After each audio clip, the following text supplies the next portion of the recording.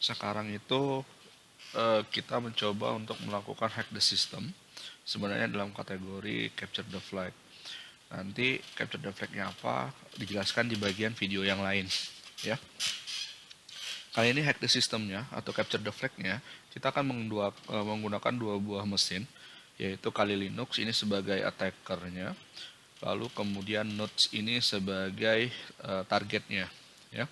Perlu diperhatikan juga bahwa Kali Linux ini memiliki konfigurasi networknya itu ada dua, ada bridge adapter, lalu ada host only adapter. Host only adapter ini yang kemudian akan sefrekuensi atau satu network dengan node-nya, ya.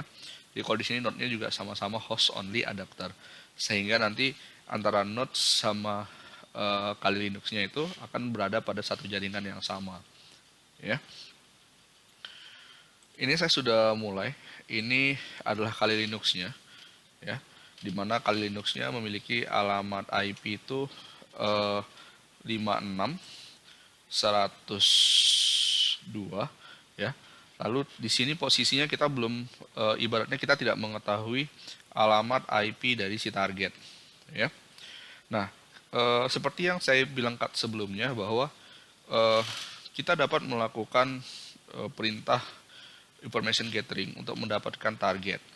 Salah satu information gathering atau aplikasi yang dapat kita gunakan adalah net discover.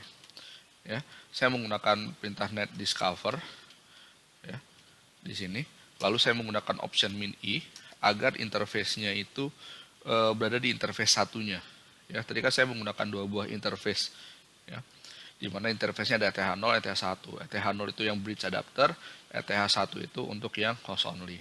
Nah, di sini saya menggunakan yang net discover untuk yang ETH1. Tapi nanti kalau kalian menggunakan interface-nya satu saja, gitu ya, maka ya sudah, nggak usah pakai option min i lagi. Nah, di sini saya menggunakan option min i itu supaya nanti net discover-nya yang melakukan adalah mencari di bagian interface yang ke ETH1. Nah, ini kalau sudah sampai ketemu gini kita sudah disclose saja. Lalu kita lihat di sini ada beberapa buah IP, ada 561, 56100, ada 56101. Nah, ini kemudian ya langkah selanjutnya tentu kita melakukan enumeration. Bukan enumeration, kita lakukan selanjutnya adalah footprinting. Nah, kita mencari tahu, melakukan scanning, ya. Kita dapat menggunakan perintah aplikasi, ya, nmap. Ini kita gunakan nmap. Lalu IP-nya 192.168 terus 56.101 aja, ya. Saya langsung nyoba ke 101. Kita menggunakan option min p, ya, untuk supaya itu melakukan port scanning. Lalu kemudian kita melakukan lagi option min pn, ya, untuk mengetrit atau mencari tahu semua semua port yang online gitu yang hanya menampilkan host yang aktif saja. Lalu kita juga bisa menggunakan min sv untuk verbose gitu, ya. Nah, seperti yang diingat sebelumnya bahwa ketika kita telah melakukan proses kan di tahapan ethical hacking itu yang pertama kali adalah melakukan pengintaian. Nah, ini tadi pengintaian tadi sudah dilakukan di tahapan information gathering tadi. Nah, ini kita mengintai alamat IP address, ada MAC address-nya dan segala macamnya. Lalu setelah masuk ke tahap pengintaian, tentu kan kita melakukan pemindaian. Pemindaian itu kan scanning. Nah, ini dari tahapan keduanya, melakukan pemindaian. Nah, banyak aplikasi yang bisa kita gunakan gitu ya. Tapi rata-rata kalau kita menggunakan aplikasi Nmap ini sudah sangat-sangat powerful untuk mendapatkan informasi apapun terkait dengan target kita. Nanti kalau lupa kembali Nmap itu apa, nah itu nanti bisa balik lagi ke modul bagian yang di minggu 1 2 3, ya. Baik itu nanti di bagian footprinting ataupun enumeration, ya. Nah, ini agak lama, kita tunggu sebentar, ya.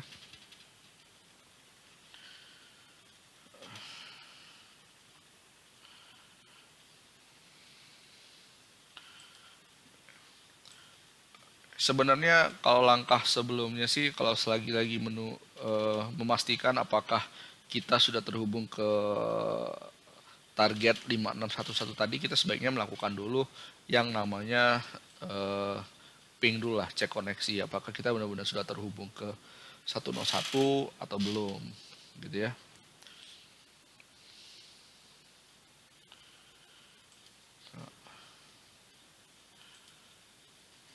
Nah, ini misalnya kalau kita ngecek dulu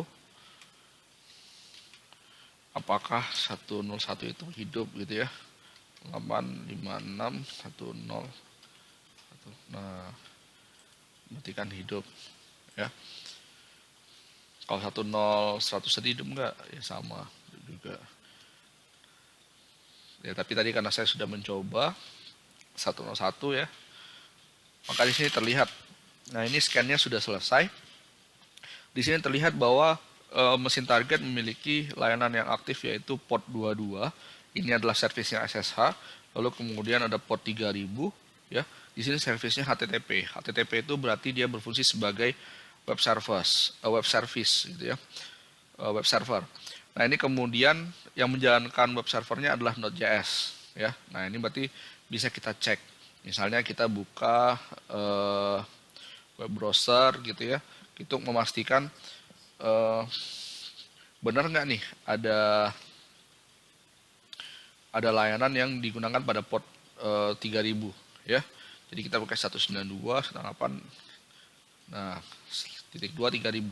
Nah, terlihat ya bahwa pada layanan HTTP di port 3000 itu terdapat sebuah aplikasi basis web ya. Yang menarik di sini sebenarnya ada tombol login. Nah, mungkin saja kalau login ini bisa kita pakai ya. Misalnya kalau kita mau ngetes apakah si login page ini memiliki vulnerable terhadap SQL injection. Nah, ini bisa pakai 105 or 1 sama dengan 1. Nah, ini kita lihat. Kalau memang dia vulnerable, ada error yang muncul. Nah, ini kan kalau sudah seperti ini berarti kalau login fail, incorrect credential, berarti ini kan dia tidak memiliki kelemahan terhadap SQL injection. Lalu langkah selanjutnya apa nih yang bisa kita lakukan? Kalau ternyata itu memiliki web aplikasi, pasti kan kita penasaran nih dengan folder-folder yang terdapat pada di web server tersebut. Nah, ini kita bisa menggunakan aplikasi, kita pakai derp ini ya. Lalu kita arahkan ke sana, derp http 192.168.56.101. Lalu kemudian optionnya kita pakai min F. Nah, ini kemudian dia akan melakukan scanning terhadap file atau folder yang terdapat pada aplikasi basis web tadi.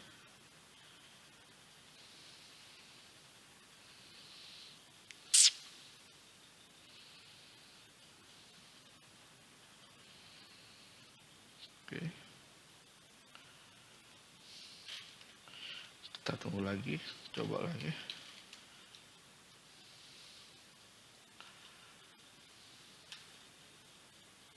Oh, sebentar. Ada kesalahan ya.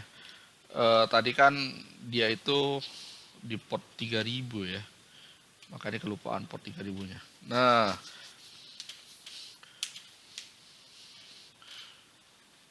maka sambil dia melakukan scanning ya, melakukan explore terhadap file-file yang terdapat pada web aplikasi tersebut, kita bisa sambil nunggu nih. Wah, berarti ini pas kita juga, oh ternyata nggak nemu juga ya. Walaupun kita sudah mencari tahu, ternyata nggak ada yang menarik gitu. Ya. Cuman ada satu file aja, user shared word list common text. Nah, itu kan nggak terlalu inilah. Lalu apalagi nih? Kita balik lagi ke bagian web aplikasinya. Kita coba lakukan view page source lah. Ya. Biasanya kalau view page source ini kita bisa melihat apakah ada sesuatu yang menarik atau enggak. Ya. Nah, ini kan kalau kita lihat dari pengembangannya, ini pakai NG ini menggunakan Angular gitu ya.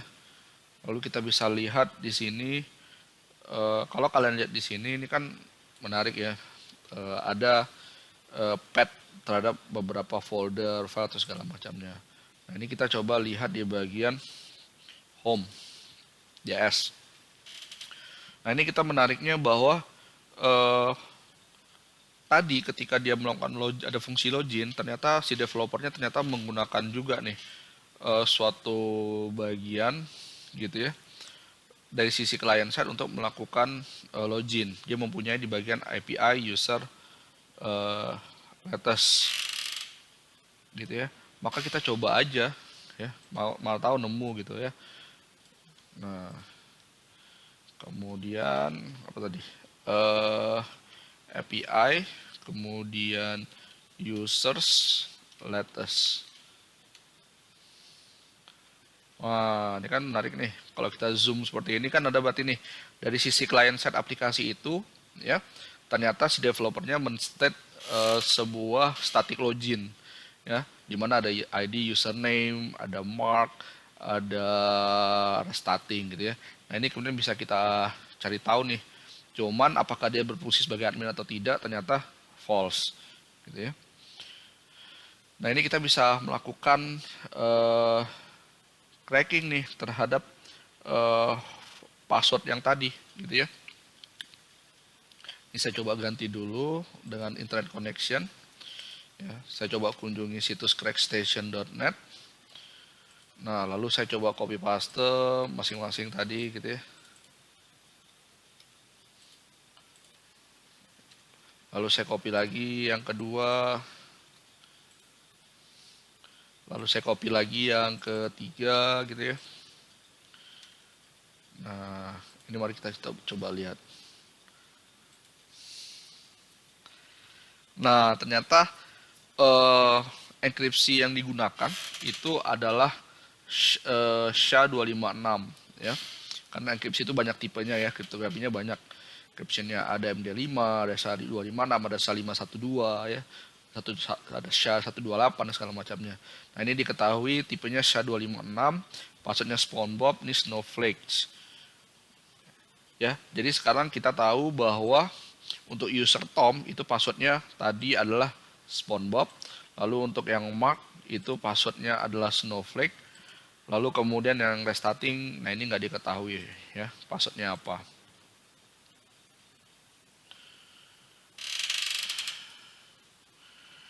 Tahapan ini sebenarnya dikatakan sebagai tahapan enumerasi ya. Jadi setelah kita melakukan scanning, memindai seperti ini adalah tahapan di bagian enumerasi gitu ya. Lalu sekarang kita coba lagi mencari bagian yang lain. Misalnya kita hilangkan API-nya lah. Sekarang cari yang di bagian, oh ini kita ganti lagi balik ke lokal. Nah, di sini kalau di bagian API user juga punya static nih. Ya. Wah, ternyata ada membuat static untuk admin. Nah, ini ada namanya my place admin account dengan passwordnya juga sama seperti tadi. Nah, kita lakukan hal yang sama ya untuk mencari tahu passwordnya. Ini saya balik lagi ke internet connection.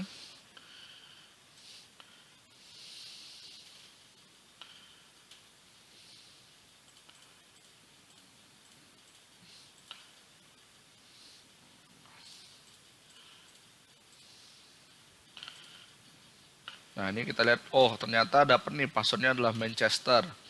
Jadi sekarang kita punya 4 account gitu ya. Kita punya 4 account dengan 3 account yang kita bisa tahu passwordnya ya. Sekarang yang my place admin account ini passwordnya adalah Manchester, yang Tom tadi SpongeBob gitu ya, dan segala macamnya. Yang Mark tadi adalah Snowflake. Nah, sekarang coba kita login. Ya, ini kita balikin dulu pakai wired connection tadi.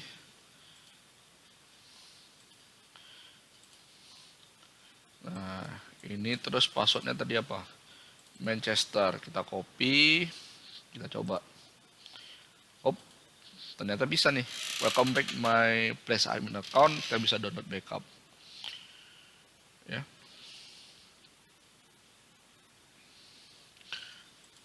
Ini kalau kita downloading backupnya,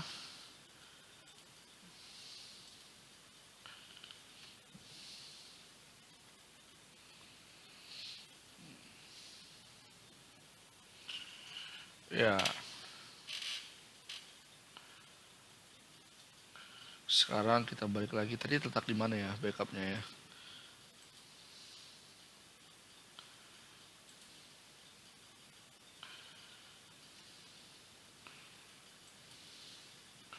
Kayaknya coba kita lihat. LS. Nah, kita masuk ke CD downloads. Di download kita lihat LS lagi. Oh, di situ ada my place backup.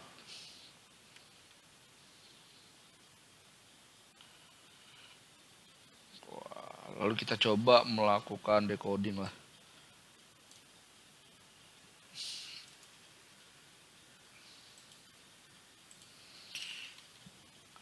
Cat my place backup. Lalu kemudian kita coba pakai base 64 min D. Nanti bisa dicoba ya. My place. Lalu file my place. Oh, tuh.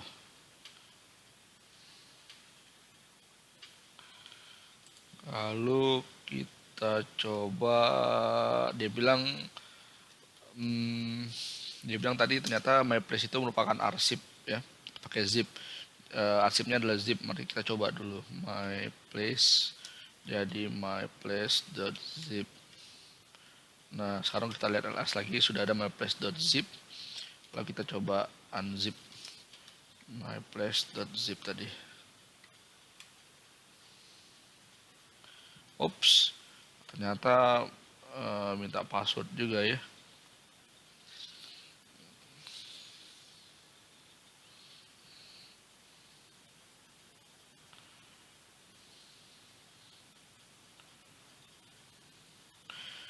Ya, tadinya kan kalau dia minta password ternyata nggak ada password satupun berguna, kita enter aja.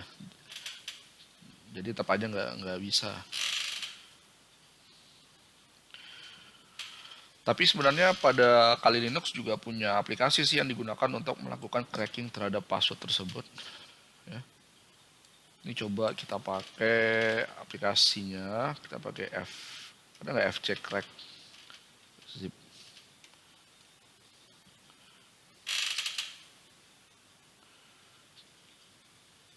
Nggak ada ya. Zip. Di start dulu coba ya.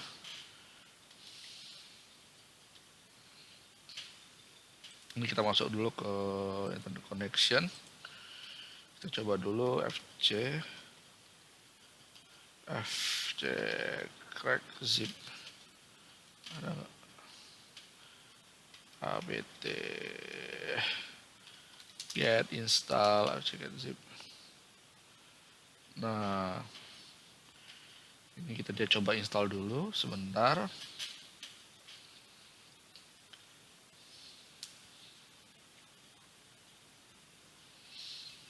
Ini kita balikin lagi ke localhost only. Lalu kita coba lagi fc-crack-zip udah ada. Oh, sudah ada. Maka bisa langsung fc-crack-zip, kemudian dictionary, kemudian kita pakai use unzip, init password,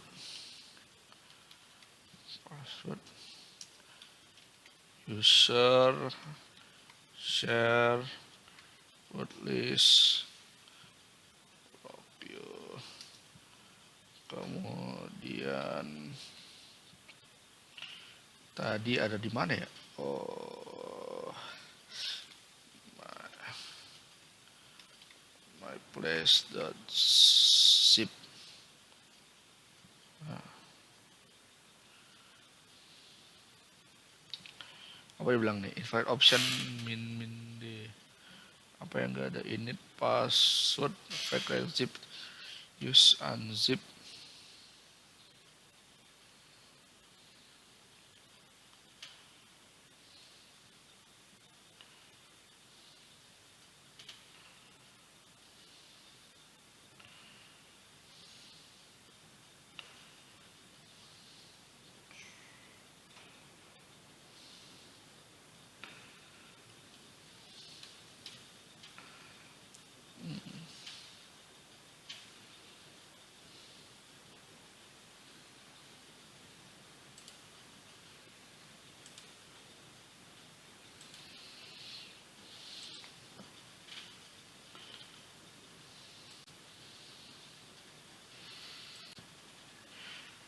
Oke, sekarang kita coba melakukan unzip, melakukan crack terhadap file yang tadi terkunci gitu ya. Kita pakai fcrack zip min d plus option min d besar itu dictionary, min u adalah user use place gitu ya, min p untuk init user.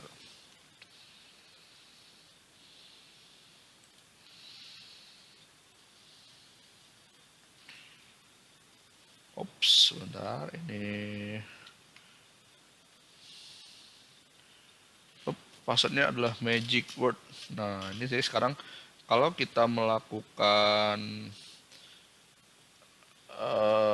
unzip my place-nya dengan masukkan passwordnya adalah magic word. Nah, sekarang nggak ada skipping lagi ya. Jadi sekarang sudah bisa gitu ya.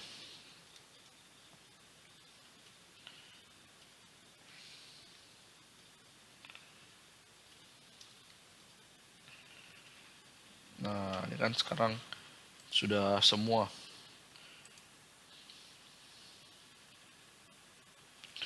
Ya sekarang kalau kita lihat gitu ya.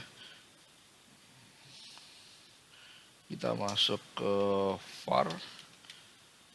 Kita masuk ke cd www. Lalu kita lihat lagi, di sana ada cd my place yang berhasil kita tadi. Nah, ini kalau kita lihat ada HTML package dan segala macamnya. Ya, jadi kalau ls min l itu, nah muncul tuh. Ya.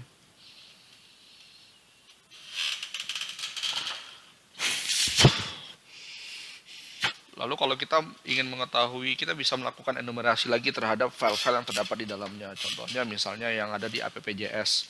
Kita bisa cat app.js misalnya. Nah, ini kan juga bisa kita lihat lah.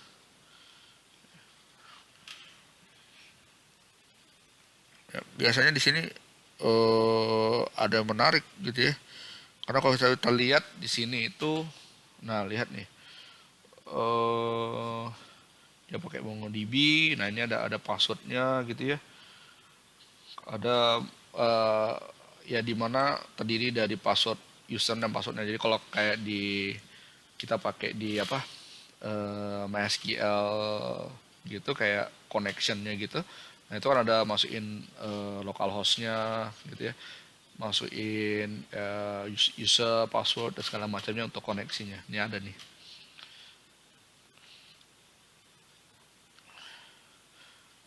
Ya, dimana ini ada mark, passwordnya adalah m sekian gitu ya, dengan localhostnya 27017 ya, dan segala macamnya.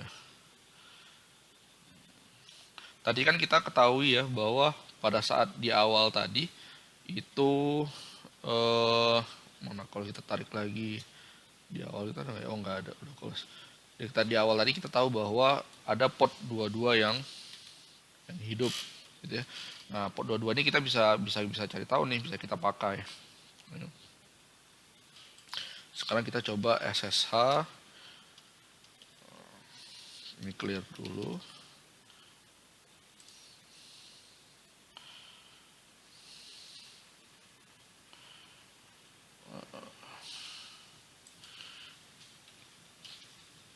Ini kita balikin dulu lah. Ini SSH, kemudian kita pakai user marknya tadi ya, 192.168.56.101 ya.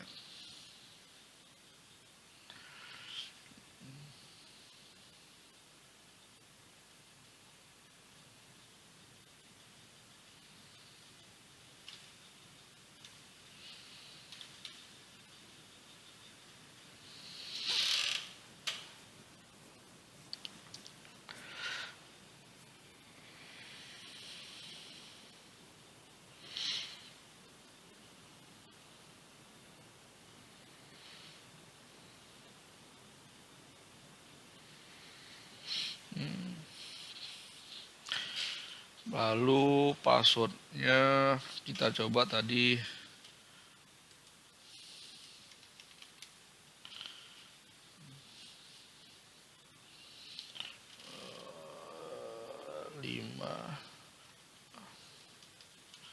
lima AY R kemudian FT73 VT FPC 84K.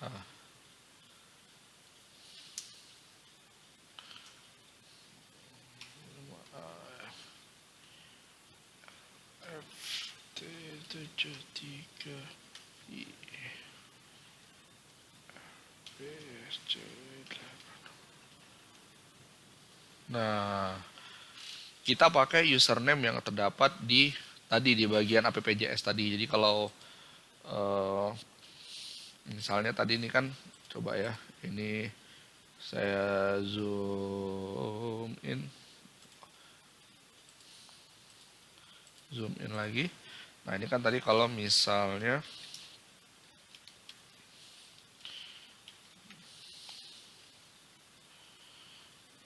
downloads, di situ var www, kemudian mengenai place, lalu tadi kita lihat chat appjs-nya.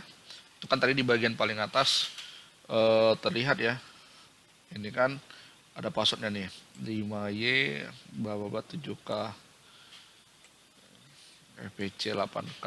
Nah ini. Nah inilah password yang kita coba untuk masuk melalui SSH tadi. Ya, ternyata boom masuk dia. Nah itu kalau di CTF udah dapat tuh satu flag. Ya. Kalau kita ngecek misalnya ini statusnya sebagai apa loginnya. Nah itu kalau kita pakai uname a diketahui tuh. Ya. Terus kita coba lagi cek etc. Nah dia pakai versinya Ubuntu 16.04 LTS. Ya. Kalau uname tadi untuk ngetahuin dia misalnya kernelnya sebagai apa. Ya. Lalu gampang sekali kalau sudah seperti ini, kita masuk ke tahap selanjutnya, kita searching aja exploit untuk mengetahui Ubuntu 16.04 ini dia memiliki kelemahan terhadap exploitnya atau tidak. Ya.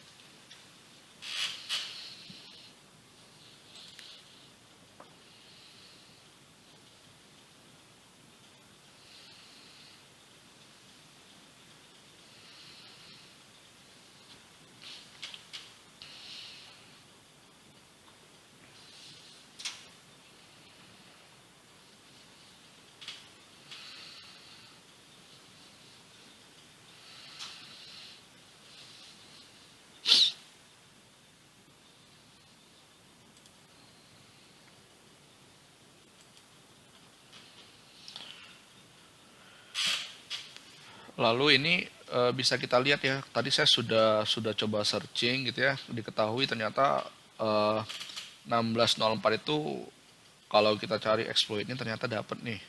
Nah, kemudian exploit ini yang bisa kita gunain ya.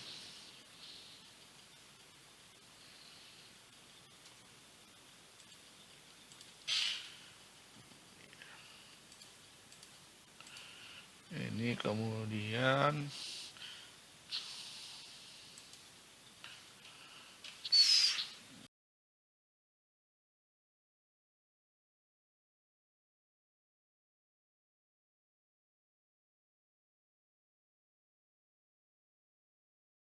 tinggal kita ini aja, tinggal kita eksekusi saja. Ya, kita bisa pakai GCC, kemudian 44C tadi, kemudian min O, kemudian exploit. Nah, kalau sudah kita lihat lagi ya S tuh di sana ada satu file namanya exploit gitu ya. Lalu kita bisa ubah permissionnya, flex exploit gitu ya.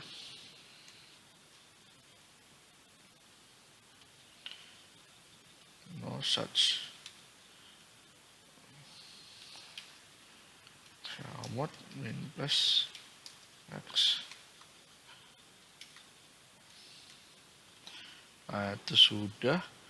Lalu kita masuk ke cd temp